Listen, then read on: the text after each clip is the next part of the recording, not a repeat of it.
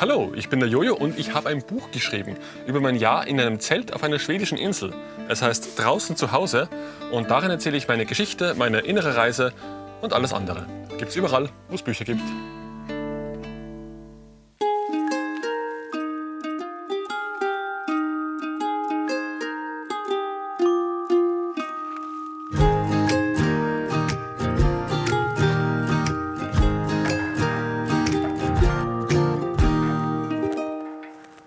Hallo und herzlich willkommen zurück beim Camp. So, diese Leiter bleibt erstmal hier, die braucht man später. Der Winter ist vorbei, kann man sagen. Der Schnee ist fort, die Sonne strahlt schon viel wärmer, aber das Eis am Sumpf ist immer noch drauf. Und das ist auch gut, das braucht man nämlich noch.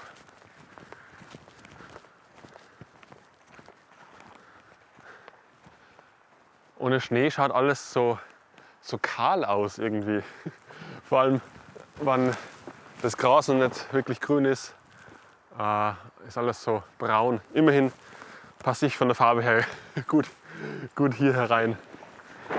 Aber da, interessant, da ist ein Baum gefallen. Ja, der sieht schon ein bisschen morsch aus, also einfach so fallen gesunde Bäume ja nicht um. Oh ja, der ist schon etwas morsch. Aber der hätte hier hinten wohl das Zelt getroffen. Zumindest die Zeltschnüre und die Außenwand. Also ganz gut, dass ich es abgebaut gehabt habe. Schau mal, wie schwer ist denn der? Ah ja, den kann man...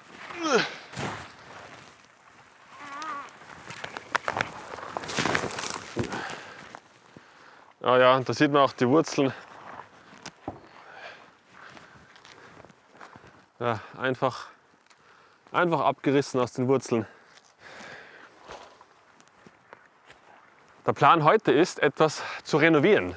Nicht die Plattform da, die ist noch stabil genug, die hat den Winter gut überstanden, die hält noch einige Jahre wahrscheinlich. Aber ein anderes Wohngebilde aus Holz, das etwas Renovierung bedürfte, vermutlich aber eher einen Neubau.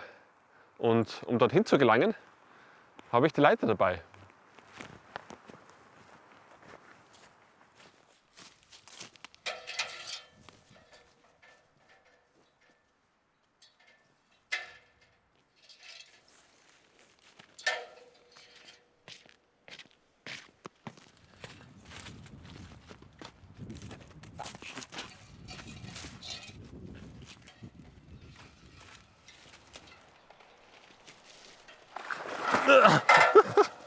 Oh nein! Ja. Ja.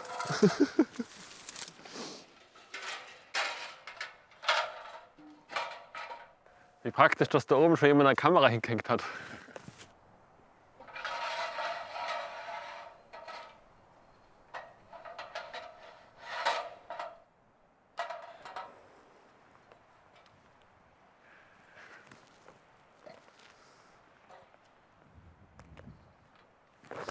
Guten Tag. Ist jemand zu Hause?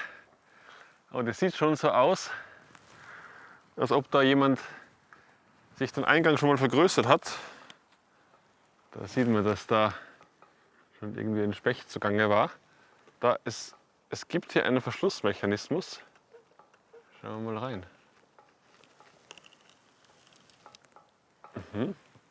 Da ist nicht wirklich was drinnen. Mal schauen, wie ist denn das festgemacht da? Es ist fest genagelt. Ui.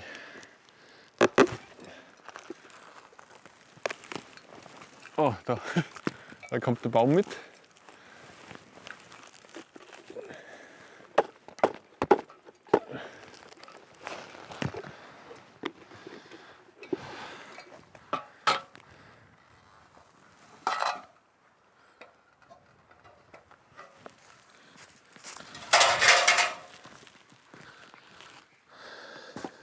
So, dann richten wir uns hier mal ein auf dieser wunderschönen Werkbank hier. So.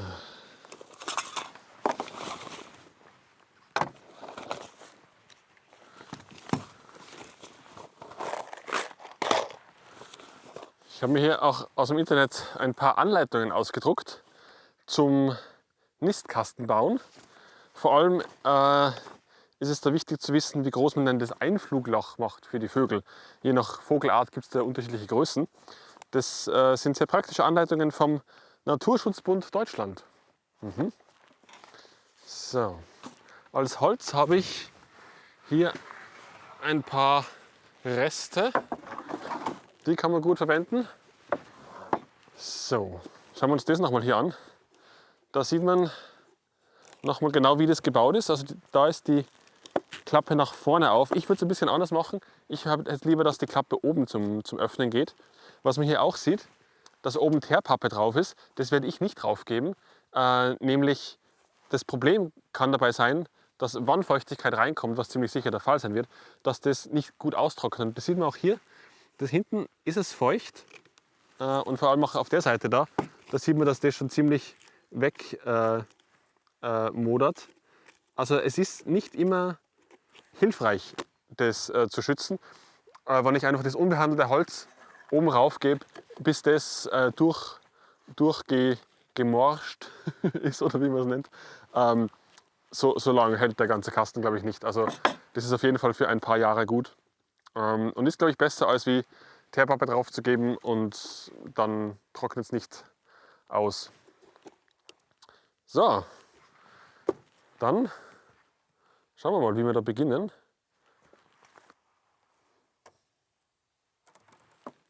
Die schreiben hier 28,5. Ja, machen wir es 30. Aber wir wollen es nach vorne abgeschrägt haben. Das heißt, vorne machen wir es etwas kürzer, machen wir es vorne 26. Das schaut nach einer guten Neigung aus.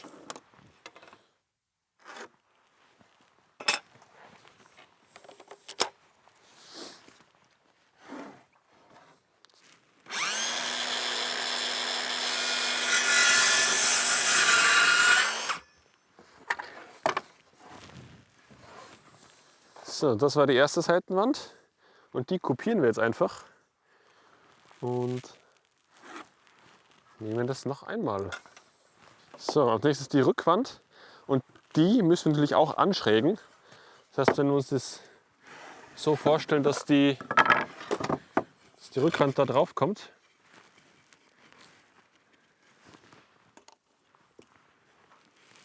dann muss die auch da so schräg verlaufen. Das machen wir jetzt einfach mal so. Und jetzt müssen wir natürlich den Winkel wissen, in welcher der ist. Den können wir uns entweder ausrechnen oder wir probieren einfach. Da müssen wir viele Dinge gleichzeitig halten. Schauen wir mal. Also wie gesagt, der Akku ist draußen, es kann sich nichts drehen hier. Und dann legen wir das an. Das schaut gut aus. Arretieren wir es. Und was haben wir hier? Ja, 13 Grad ungefähr. Und jetzt wollen wir die 13 Grad in diese Richtung. Das heißt, ich muss so schneiden.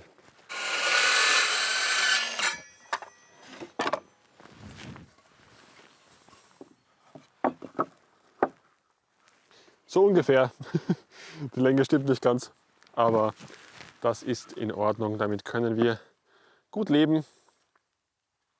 So, das wären die ganzen Einzelteile mal. Aber dann schrauben wir das mal zusammen.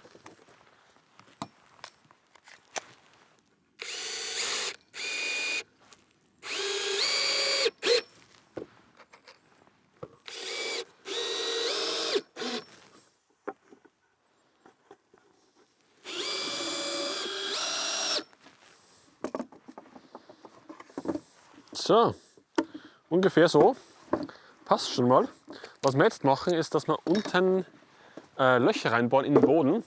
Nämlich damit eventuell Flüssigkeiten, die drinnen sind oder die Feuchtigkeit unten raustropfen kann. Jetzt nehmen wir da 3,5 mm haben wir hier. Das sollte passen, denke ich. Einfach, dass sich unten nichts ansammelt. und das raus tropfen könnte. So macht man einfach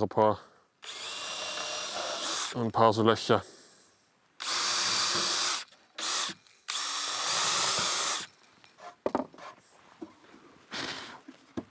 So, sehr schön.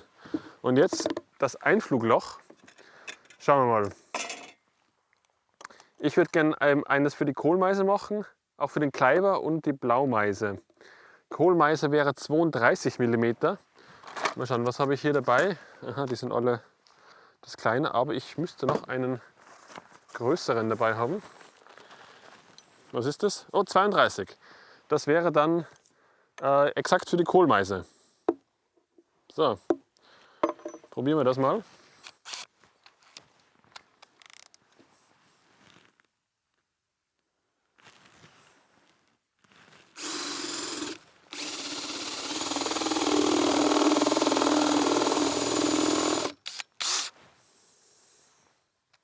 Ist der etwas stumpf? Der bohrt nicht sehr gut.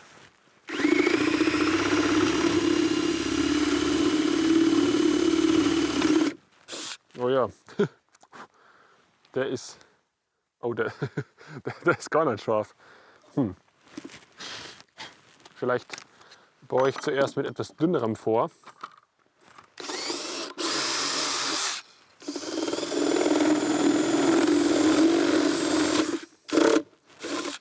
So. Uiuiui, das bricht aus da innen.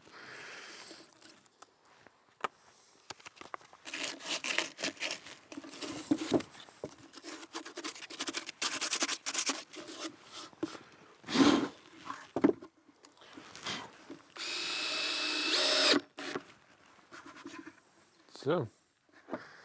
Dann als Dach nehmen wir ein breiteres Brett. Ich habe da schon eines runtergeschnitten. So, und dafür nehmen wir hier ein Scharnier, das wir hier hinten befestigen. Dann kann man das aufklappen.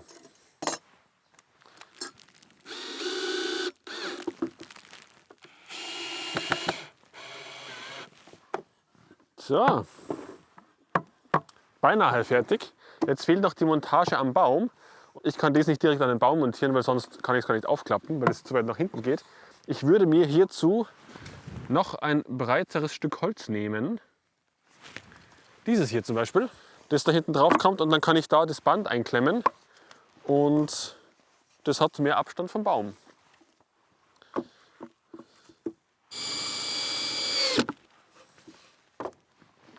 So. Und somit wäre es fertig. Das erste Stück. Das zweite geht dank Filmtricks viel schneller. Man könnte jetzt schneiden, aber ich habe es hier schon. Das habe ich schon davor gebaut, als kleinen Test. Und was man hier sieht, erstens, sie sind unterschiedlich groß, das ist ein bisschen kleiner. Und auch hier, das Einflugloch ist um einiges kleiner. Das sind, glaube ich, 26 mm.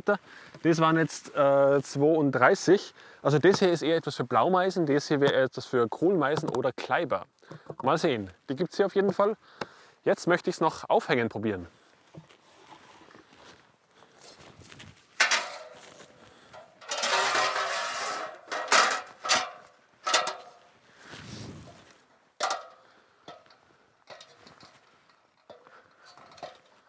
So. Schauen wir mal, das hat geheißen so 2 bis 3 Meter Höhe. Das dürfte hier ungefähr sein.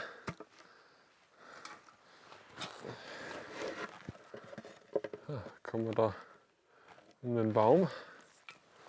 Da ist es. Da hilft es, wenn man keine Höhenangst hat bei sowas.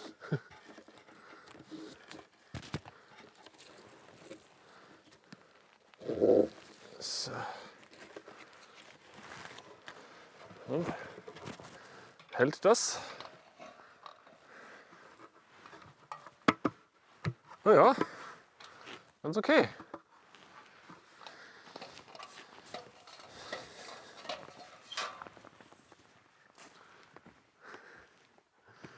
Ich bin sehr gespannt, ob da jemand einziehen wird. Auf jeden Fall vielen Dank fürs Dabeisein. Ich wünsche euch selber viel Zeit in der Natur und bis nächste Woche hier in Jojos Camp. Ciao!